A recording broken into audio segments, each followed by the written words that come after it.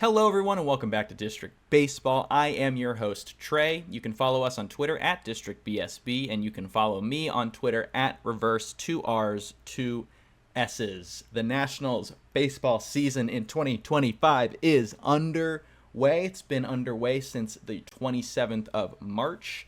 I was considering doing an episode after the opening series against the Phillies, but I wanted to give the team, some time to get their footing in the young season, maybe see the rotation a couple times through, just to get a good idea of where we stand at the very start of the season. Still very early, so none of this is going to potentially be sustained throughout the year.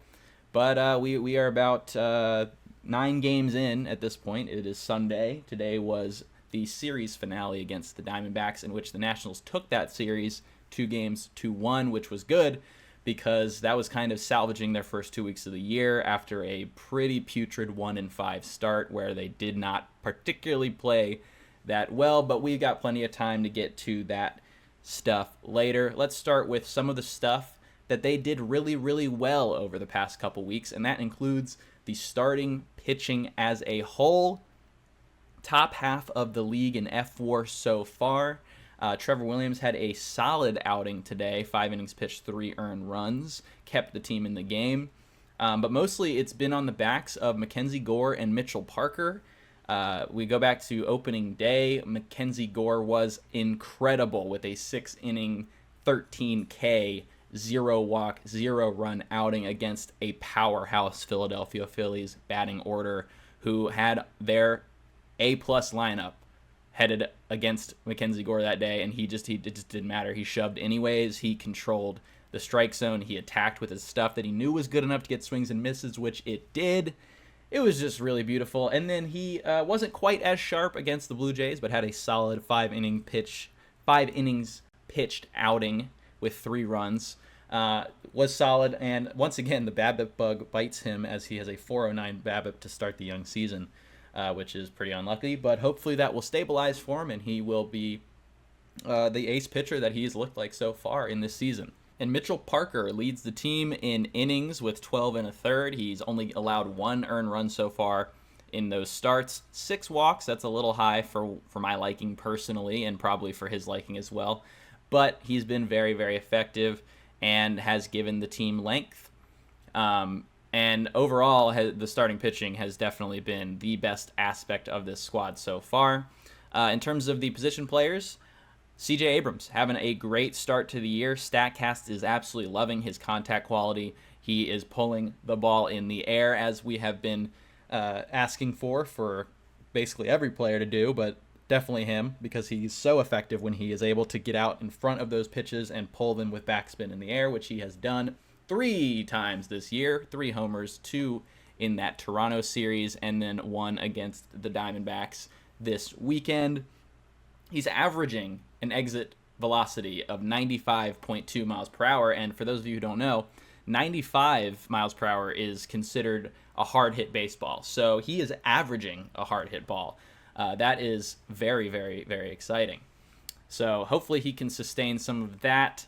I've liked the way he's played defense from my eyes, although the data does not suggest the same. So we'll have to wait and see. Maybe there's a discrepancy because it's only been 9 games.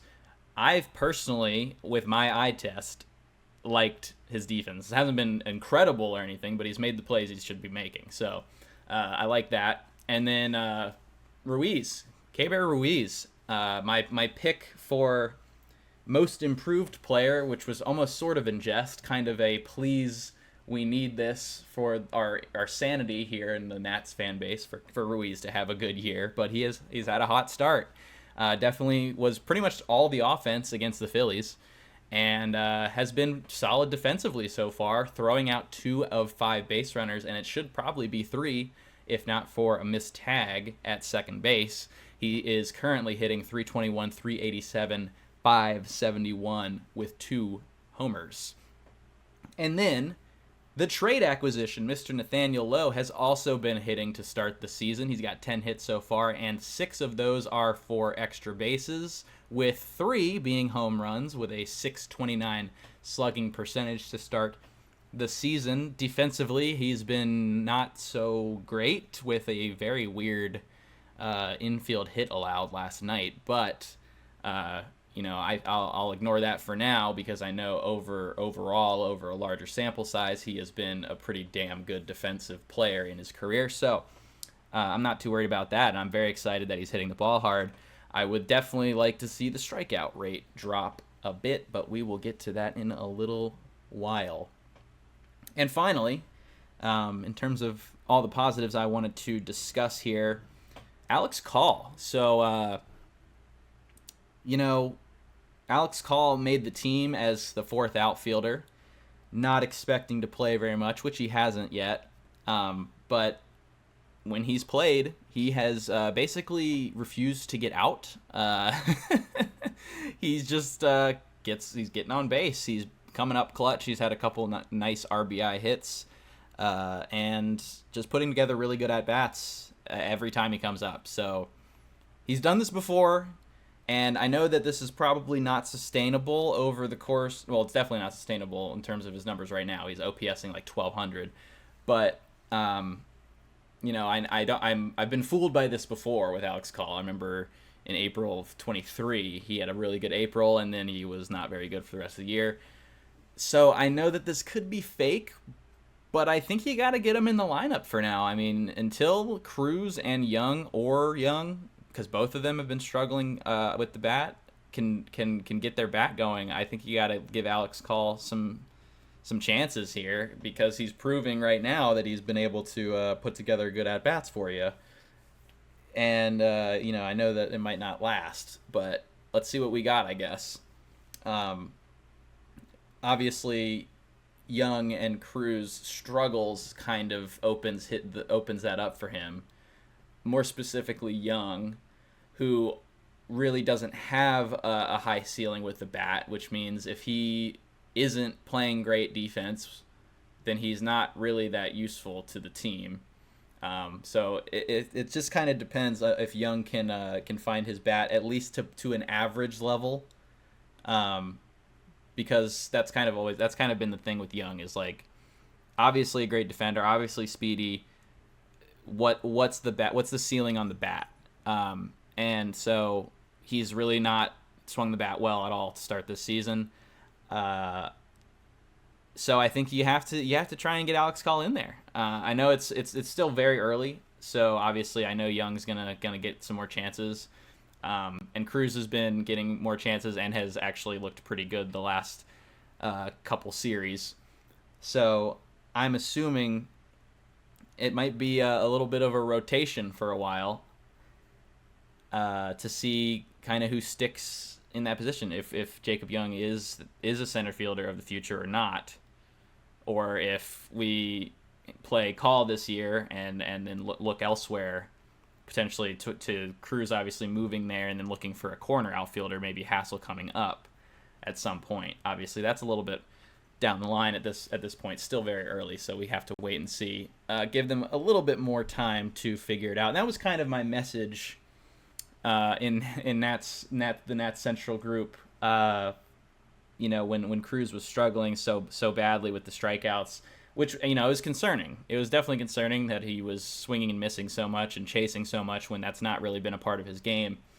But you gotta give him some time to settle in, and he's clearly been pressing. I mean, it's not even remotely debatable at this point. He's been swinging the bat far more than he ever has in his career. He's not necessarily a walk machine or anything, but he's a pretty patient hitter. He was an 8% walk rate guy last year, walking about 3% of the time right now, swinging early and often because he's trying to make something happen. And you can definitely tell that he just wants to break out of this. He wants to hit an extra base hit a homer just to feel something good. But luckily, the last couple days, he's finally put it together after his long offer. He got a hit yesterday to break that, and then today he had his first multi-hit game of the season, so that was good. And he's hit the ball hard. He's got some bad luck for sure. Statcast data says that his barrel rate is 79th percentile in baseball, so that's pretty solid. I'm expecting it all to turn around at some point for him.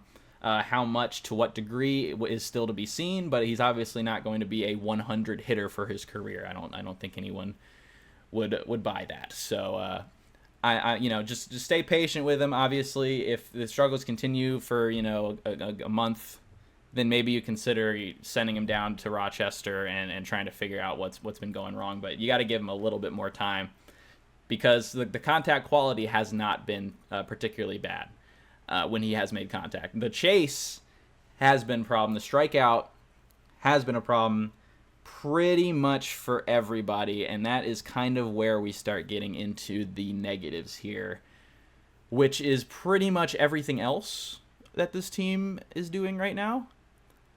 So before we get to some constructive criticism and looking at things with objectivity and fairness, I think we should try a little exercise. So feel free to follow along with me if you'd like. We are going to release all of the pent-up toxicity in one short burst right now, before we return to the constructive criticism and objectivity and trying to actually find solutions here. Let's just get it all out right now. Just hit my drink, but here we go. This team is 3-6. We have a negative 12 run differential. They are striking out at rates unheard of. The star rookie can't buy a hit. The veteran additions have not panned out at all early. The manager has used 9 different lineups in 9 games, and the bullpen may be the worst in the sport. Oh, and Davey sucks. Whew. Okay, do you feel better now? I do. I feel a little bit better now. Okay, so now we're going to move past that little section and start talking about the negatives, but understanding where they come from, figuring out maybe what the solution can be. So the Nats have clearly changed their batting approach. It's not even a question, because they have gone from one of the lowest strikeout rate teams and least home run hitting teams to now one of the top home run hitting teams and worst strikeout team in the league.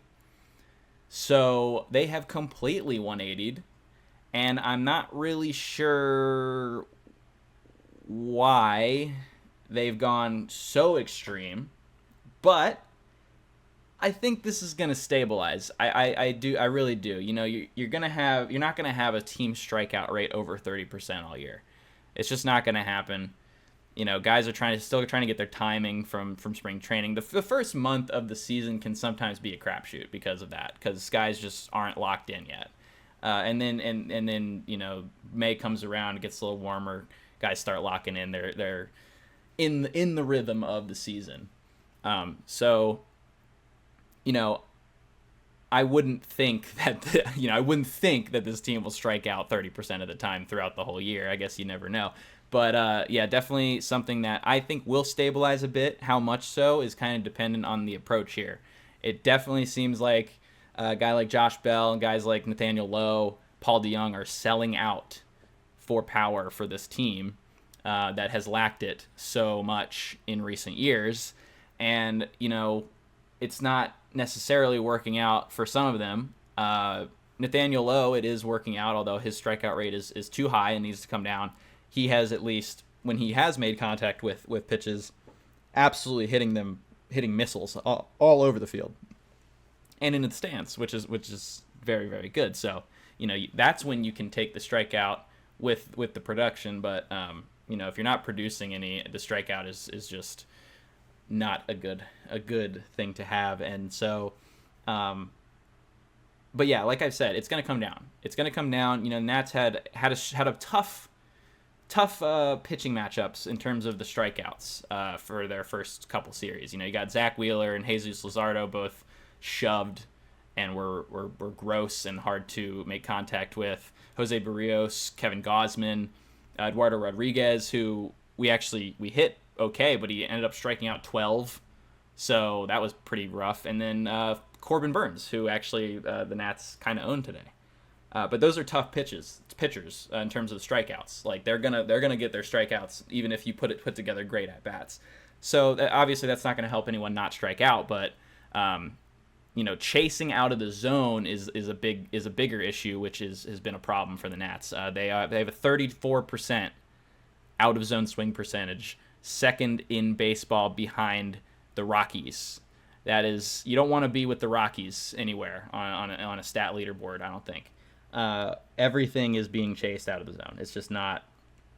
It's not good. If you're swinging at strikes and you're missing those, that's a problem. But it's less of a problem than swinging at non-strikes and missing those, because the pitch recognition has not been great. We're free swinging, but not being patient. We're trying to hit homers, but we're not walking. Normally when you sell out for power, you also want to sell out for on base, because you want those homers to be 2 and 3 run homers instead of solo shots, which has been kind of the problem. A lot of solo shots, not having runners on base.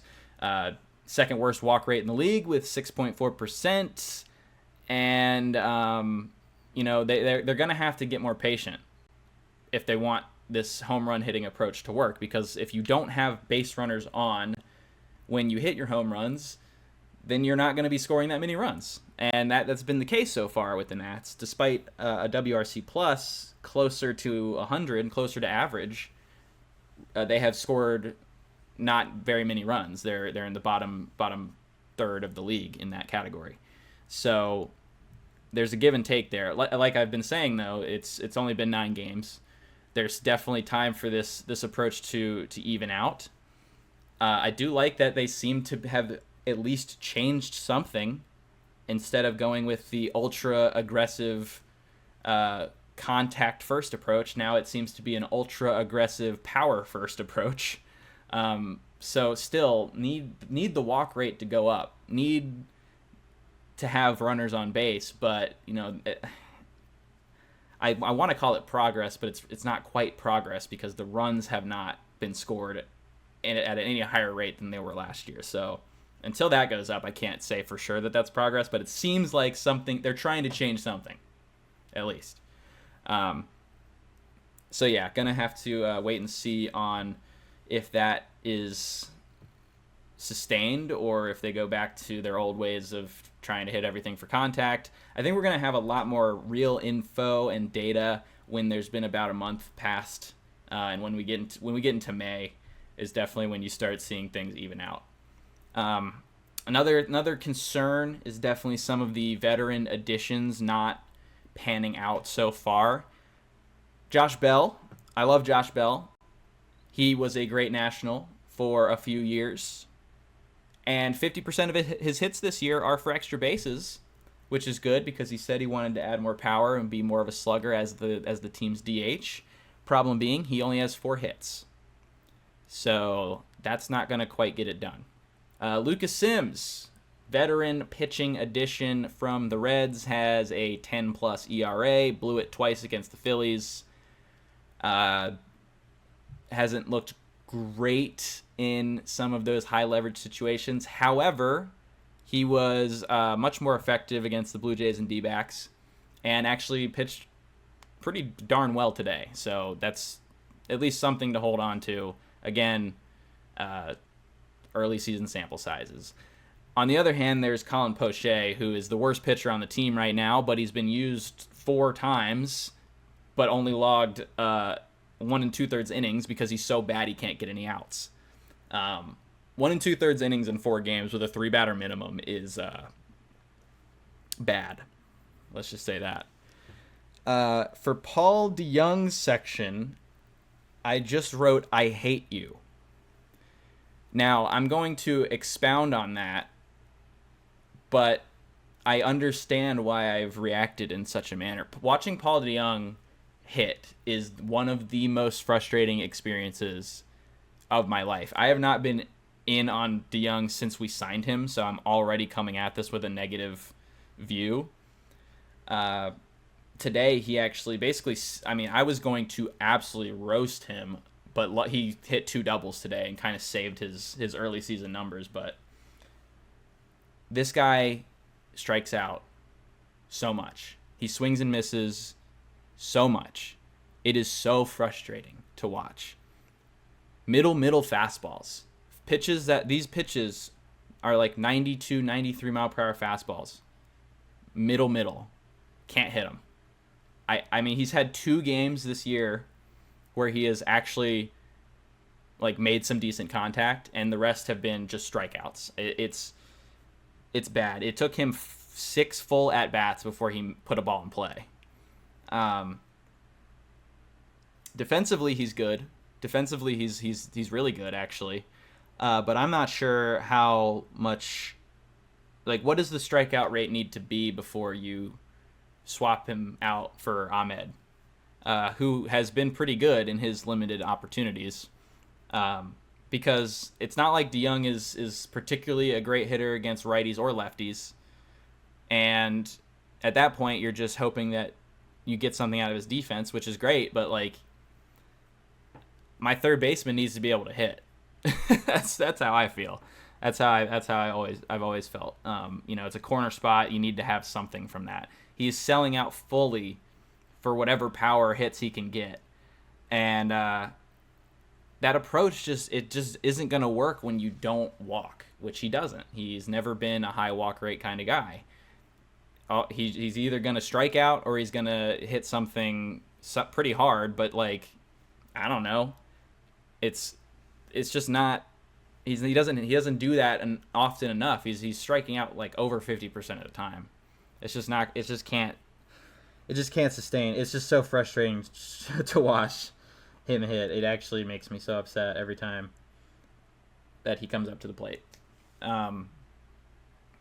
Especially when Luis Garcia is being benched multiple times already this season because apparently he can't hit lefties, and then you put Paul DeYoung in, who had a 498 OPS last year against left-handed starting pitching. That's OPS. That's not slug or on base percentage.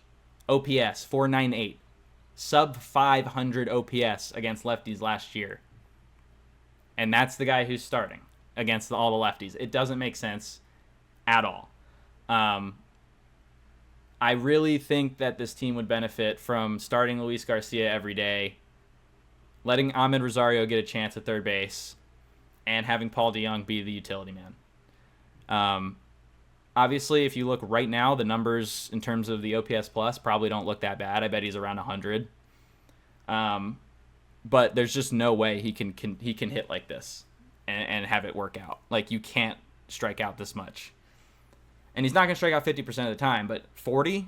Could we have Joey Gallo type numbers? Yeah, honestly, with the way he swings, the way his approach is, would not surprise me. And the thing about Gallo is that at least he walked.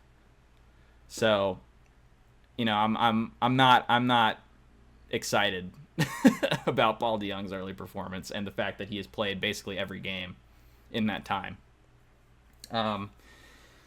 And that's ultimately up to Mr. Manager, Dave Martinez, who, has been making decisions. I guess we can say that. I really don't understand Davey's thought process a lot of the time.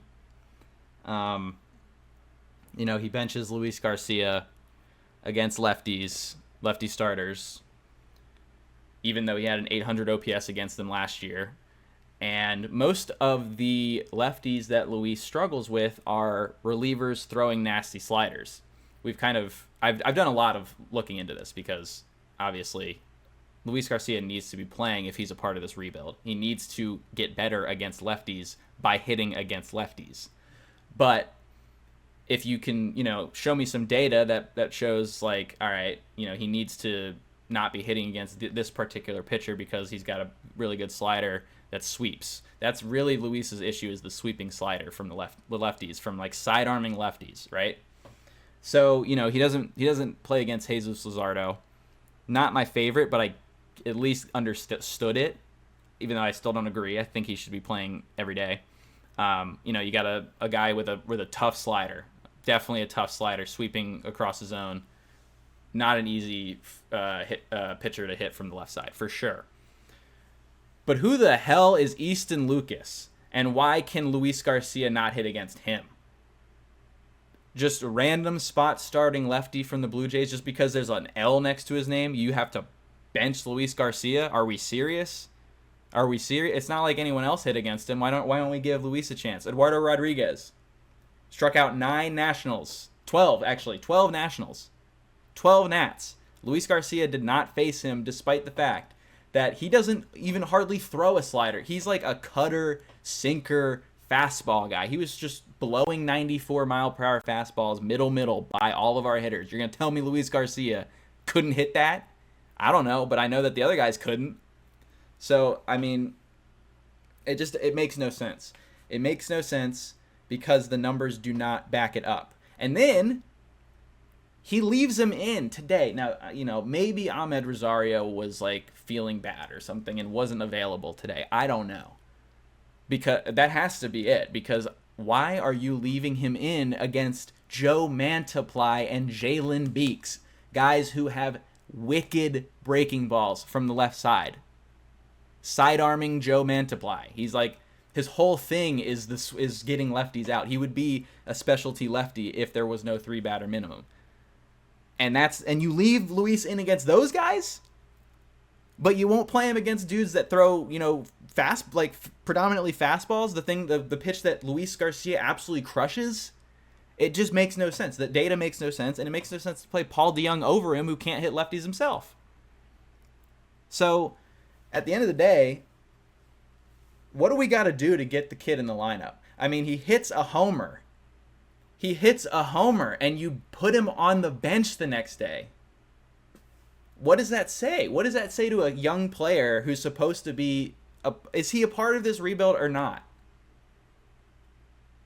That's my that is my big sticking point. Like, if he's a part of this rebuild, he has to be able to play against lefties. You have to play him against lefties to find out if he can play against them.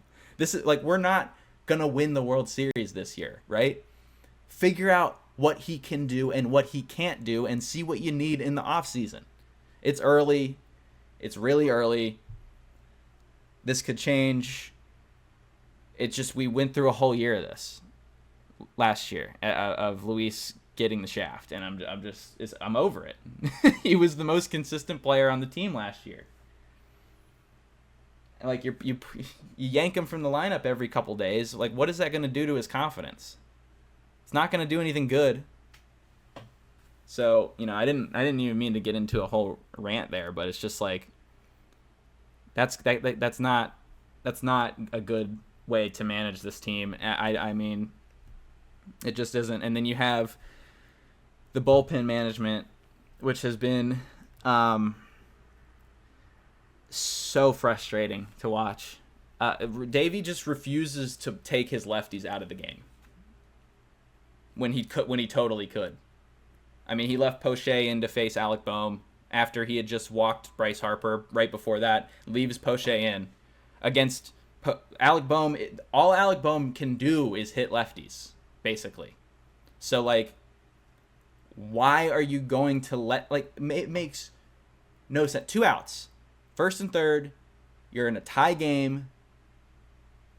Why? Why are we not going to a righty? Maybe the righty doesn't get the out, but at least it's a better chance of getting out than Colin Poche, who then later in the week against the Blue Jays, he puts in against 2 righties. One was a pinch hitter, in fairness, but you had the next player who was a righty, and you knew that they would pinch hit there. I mean, they hadn't used anyone on their bench. Obviously, they were going to pinch hit there. Walks both of them. So that's not helping anything. And then you got freaking Jose Ferrer. He throws a perfect inning. Davey decides, okay, you're going to go back out again, even though I don't think Jose Ferrer should ever throw multiple innings. Puts him out for a second inning against a bunch of righties, and he blew it, of course. And instead, Bo Bichette comes up, right? Bo Bichette leads the league in hits right now. He is notoriously a lefty killer. That's all. You're 8 batters deep into your outing as if you're Jose Ferrer. Why the hell are you being allowed to face Bo Bichette? It's not like the bullpen is tired. Okay, they're not yet. We've had off days. There's no like excuse in terms of rest and like you don't have another guy. Okay, you do. There's 7 other guys. 6 of them are righties. You got to use them at some point. I mean, he needs to really start trusting Eduardo Salazar a little bit more, because I think Salazar is probably one of the better righty relievers in this bullpen, and he's barely pitched. So I don't know. It's the roster's not great, and you have a manager who isn't plugging in the right players at the right time. Like, so it's a double whammy, basically, is what we're getting here. So, you know, I don't want to be too negative. Obviously, it's just frustrating. It's just really frustrating, because I feel like this team should have 5 wins. I feel like if you have better management, you probably have 5 wins. You have a chance to win on opening day, and you definitely don't get swept by the Blue Jays. So, you know, it's like you're losing specific games that you should win, and it's been happening for years.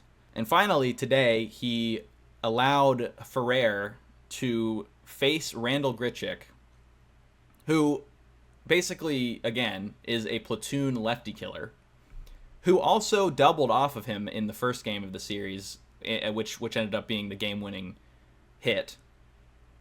And you have a base open, and a lefty on deck, and Ferrer faces Grichuk. Why are we not holding up 4 fingers? It worked. Let's be 100% real here. It worked. Ferrer got the strikeout. Good for him. I was losing it while I was watching that. I was on the verge of a full-blown crash out, because I do not agree at all with that decision, even though it might have worked this time. You just saw what happens when it doesn't work. Put the righty in to face the righty. This is after the 3-batter minimum was over. Could have pulled him. Especially if you put him on, then it would have been 3 batters. Pull him, put the righty in. Obviously, it worked out today. Sometimes it's going to work, but I don't think that was the right decision. And it could have resulted in another loss. So, you know, it's just putting your players in position to succeed is the job of the manager, and I feel like we're getting the opposite of that. So that's a harrowing thought, but yeah, let's move on to the series ahead. We've got the Dodgers coming to town. Obviously, they're really good, and we could probably play as good as we possibly could and still lose that series. So I'm not going to be taking a ton away from the Dodgers series, most likely, just because, you know, if we lose, it's like, well, everybody loses to the Dodgers. So that's kind of just how it is. The more important series is the one directly after it, which is against the Miami Marlins, who, in my opinion, you know, they haven't played like it this year, but I genuinely think they are the worst roster in the sport. Even worse than the White Sox. I really think that. So when you go up against them, when the Nats go to Miami, or if Miami comes to the Nats, I actually don't know where it is. Either way, it doesn't matter. You gotta take care of business. You have to win that series, at least, if not sweep, because that's a bad team. That's a bad baseball team, and if you don't want to be a bad baseball team, you got to beat bad baseball teams. If you don't, then you're just in that same crowd, and then we got problems. If we can't beat the Marlins, we got problems, big problems. So that's definitely going to be an important series. We're also going to be seeing who will take Michael Soroka's spot in the rotation. He is on the injured list, 15-day with bicep tightness. So Jackson Rutledge was called up. We'll see if Jackson Rutledge steps in as the starter, or if he moves to the bullpen and perhaps Brad Lord is then placed in that starting spot, as he's also been a starter before in his career. So we'll have to see. We'll actually find that out during the Dodgers series, I believe, which is terrifying to think about. But that's kind of where the national season is at so far. So I hope you guys really did enjoy this episode. Like I said, remember to follow us on Twitter at DistrictBSB and follow me at Reverse, 2 R's, 2 S's. And we will be back next week with another look in at the Nats season. post that Dodgers and Marlins series. So make sure you guys tune in to that at wherever you listen to your podcast. Make sure that you subscribe to the YouTube channel if that's where you're watching, or follow us on Twitter and on Spotify or Apple if that's where you get your podcasts. And remember, let's go baseball. Peace.